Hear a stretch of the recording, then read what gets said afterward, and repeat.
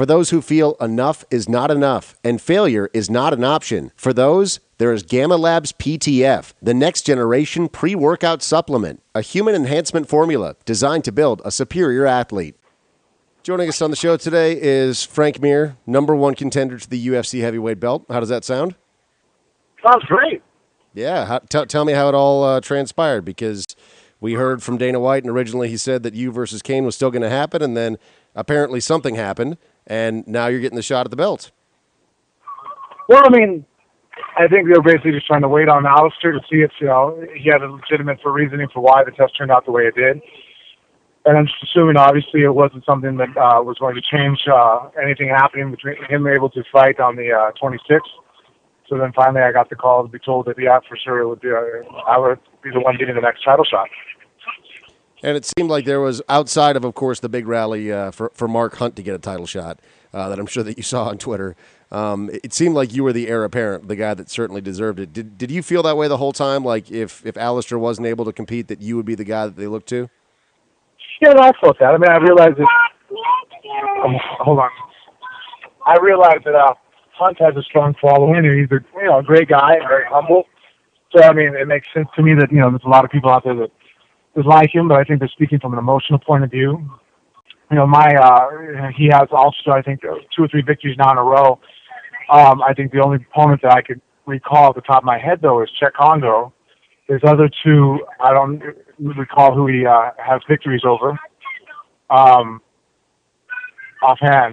Whereas mine was, being Nogueira and Roy Nelson and, Mirko Krokop, a little bit higher profile victories leading up to. So, my record and who I've beaten, I think, gave me stronger headway going towards an argument for who gets the title shot than his do.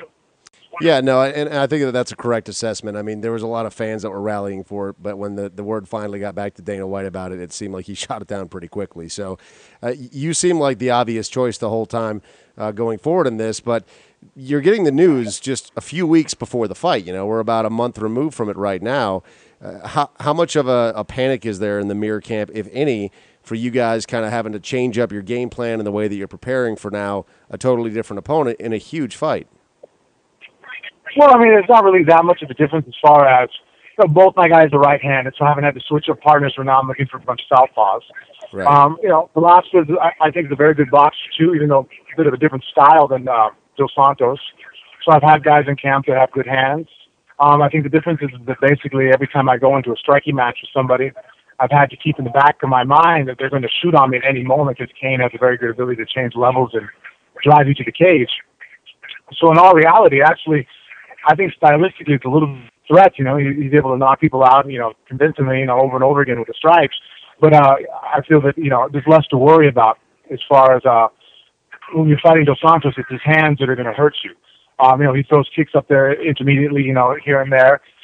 He has shot a couple times in fights, so I think it's just kind of pretty much to showcase that he could take you down, but he's not pounding people out on the ground. He's not trying to go for submissions. His offensive repertoire, I think, is more one-dimensional towards the fact that he is the best boxer we have in the heavyweight division. Velasquez, I think, is still a very good boxer, but he also poses this threat at the takedown, this grounded pound. So he has more weapons, I think, in different areas, even if maybe, individually they're not quite as detailed as Dos Santos' boxing. Because of Dos Santos' boxing, is this a fight that you're actively going to be looking to get to the ground? Because of that, as soon as the fight can get to the ground, I'm more than happy and looking forward to taking it to that. But, Dos Santos is a slippery guy. Sure. Kane shot him once in their round, their fight, had a hard time taking him down. I don't think Carlin was able ever to get him down. Roy pushed him up against the cage and had a very difficult time trying to get him down. So, I mean, if it happens, it happens. I'm going to try to make sure it does. I mean, obviously, if I do get on top of Dos Santos or get him to the ground, I'm not looking to let him back off the ground. Right. And I'm not going to wave him up like I did with Nogueira and stuff and say, okay, let's keep it on our feet, because how efficient he is in his boxing. I actually posed the question on Twitter, people, if they had any questions for you, and Danny said, do you feel like Junior Dos Santos will want to break one of your bones for breaking Big Nog's arm, given the relationship between JDS and Big Nog? No, I mean, obviously, I think that, there's this element of, it's an extra bonus if he can go out there and get a victory. There's a vengeance for his team that he avenged one of his, his coaches or slash teammates, bosses. But at the same time, I think, JDS at the end of the day is going to be wanting to retain his title and come out with a victory. And I feel that he's going to do it what I think his most effective way possible is, which is to try to knock me out. With this being a 5-round fight, does that change your camp a lot now, or were you kind of preparing for a potential long, drawn-out fight with Cain Velasquez in the first place? No, actually, at the very beginning of the camp, and that's why we actually started so far out. We started training 12 weeks out at a much higher pace than I ever have for any other camp. And the thought process was this. We all pretty much uniformly agreed that that Cain Velasquez is actually, has a very high volume, higher than any other heavyweight in the division of offense, between taking you down, grinding you, throwing punches.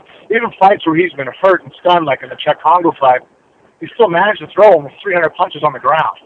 So that output required us to really take that seriously and train for that level of conditioning, harder than I ever have for any fight before, because always in the back of my mind when we're training, you realize you got to train hard, but the other guy's a heavyweight too.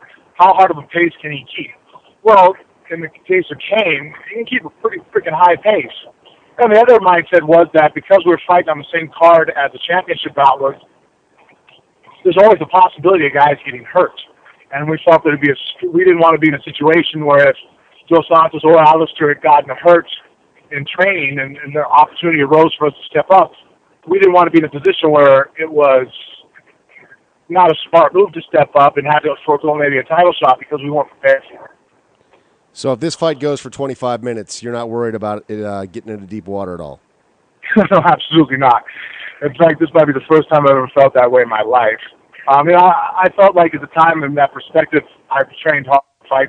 But as far as my cardio aspect, now cardio, I mean running. I have practices now that are completely oriented towards just conditioning. They have nothing to do with sparring or wrestling or any kind of grappling. It's basically just interval training and circuit training with different types of aspects of the game. And, I've never, ever really been that serious or oriented towards just the conditioning aspects of fighting. I've always loved to spar and wrestle, but we've taken it up to a whole different level. Let's talk Alistair Overeem for a second. I think that the news of his positive test was the least shocking news that has ever broken into the MMA world.